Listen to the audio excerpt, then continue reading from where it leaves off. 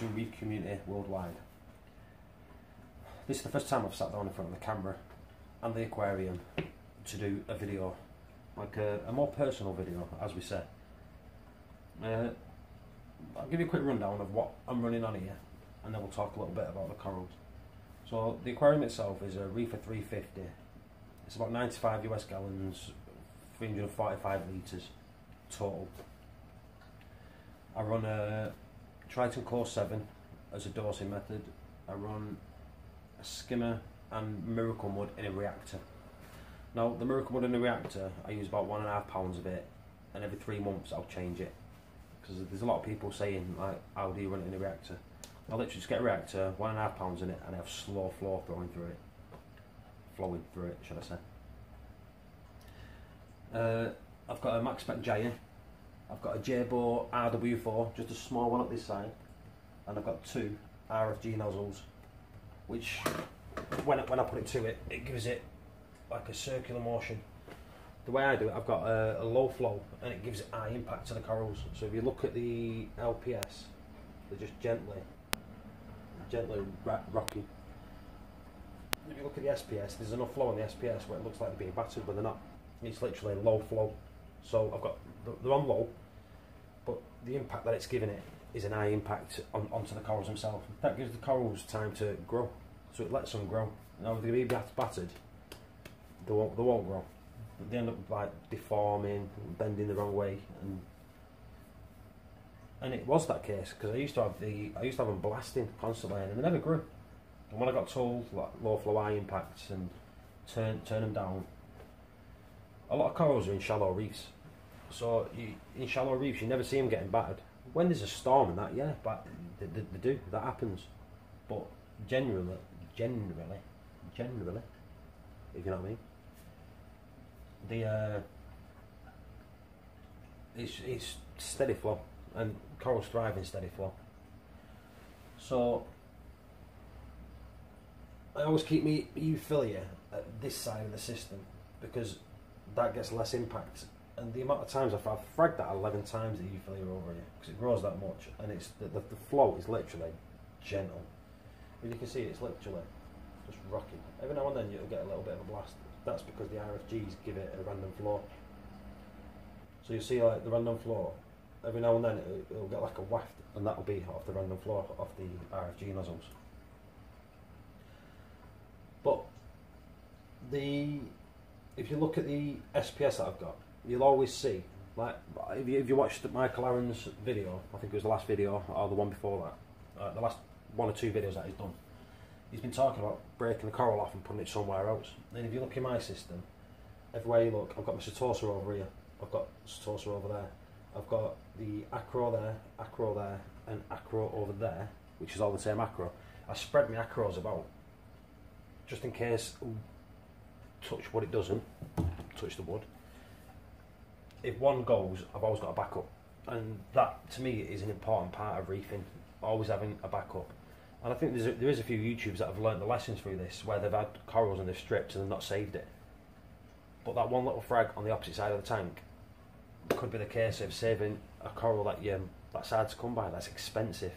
That little frag that you clip off always comes in handy if something does go wrong.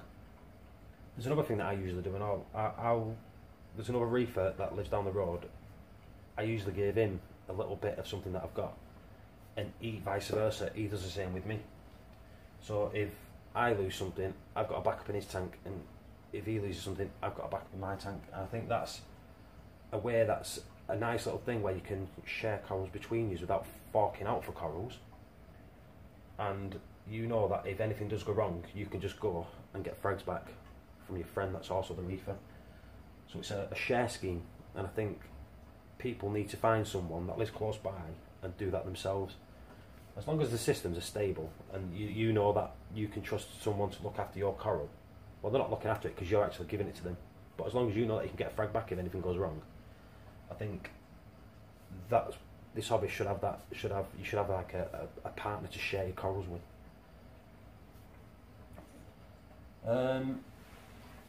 Maintenance on my system, I don't do water changes because I run the Core 7. if it comes to it, maybe once every 3 months I might change 25 litres of the water, which is not a lot, and I think I do that just for peace of mind. But I'm not, don't get me wrong, I'm not done that, I'm doing that. I've got 25 litres in there that I'm going to do. I don't need to do it, but I think just for my peace of mind, people are asking me why are you doing that. I think it's just knowing that you've done a 25 litre water change is, for me, like I said, might be a little peace of mind, just taking some out. But within that, I could siphon my sump out, give the sump a little bit of a clean. I could get into the gravel, just take 25 litres of stuff out of the gravel, you know, like detritus out of the gravel, which could be a nice little clean up, even small, but nice. So I feed daily. I usually feed around 5 o'clock at night. I usually feed, if it's frozen, it'll be 1 cube, frozen cube. Don't rinse it, I'll just put it in. But I usually hold it near the jaya, so it blows out over the tank. And I'll feed SPS food once a week, which is the tiny little spoon that comes with it. It's one scoop of that a week, and aminos once a week. So I do like a cup of aminos once a week, and I do 1 spoon of SPS food once a week, and a block of fish food. And I do that all in one. I put it into a little tub, I'll put a spoonful of SPS food, the fish food, and a cup of aminos, and I'll fill it with water, let it defrost, and I'll throw the lot in. That's once a week, but daily it's 1 cube. 1 cube a day for the fish that I've got. And usually I'll give them, if you're talking a 2 inch by 2 inch algae, bit of algae a day, or sometimes I'll miss a day and then I'll do it the day after with that. The reason I don't do it every single day is because the fish have got a job to do, and if you're feeding them algae every day, they're not going to be cleaning that off your rocks. Now if you look in this system, I don't have any algae, and you can see the fish now. I never gave it algae yesterday, and it's going around and it's just cleaning all the algae off the rocks. And if you want a tank algae free, get fish that do the job, and don't feed them algae all the time where they're not going to do the job, because they're going to assume that they're just going to get fed and not bother cleaning it. Like I said, all my fish have a job. The clowns don't have a job except biting me, and I think the mandarins are more of a fancy fish that the wife wanted, but all the other fish have got a job. You've got me foxface, he always cleans. You've got me coal tang, constantly cleaning, grazing, which it's doing again. And the wrasse that I've got in there was picked, the wrasse, for more of what the like bristleworms, flatworms, nudies, and that's there. But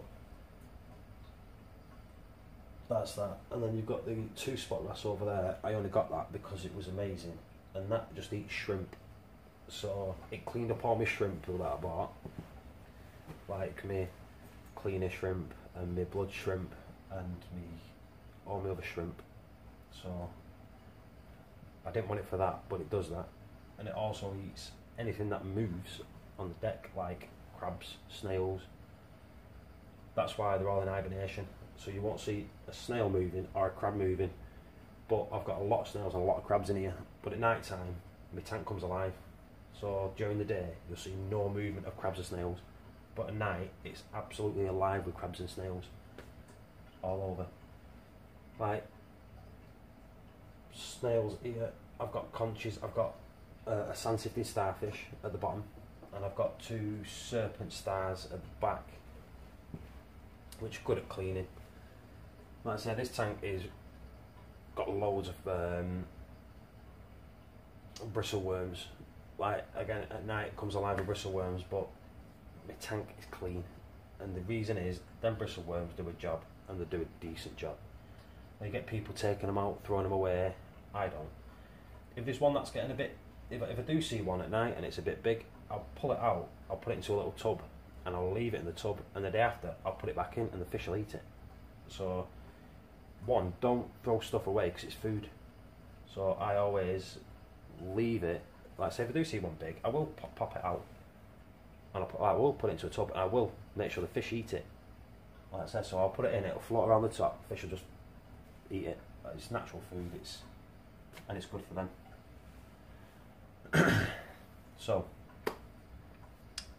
if you've got any questions, stick them in the comments. Like I said, this is just a video that I thought I'd throw up, get you to know me.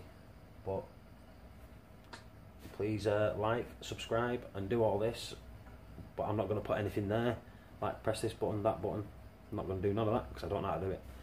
But thanks for joining, and come back soon.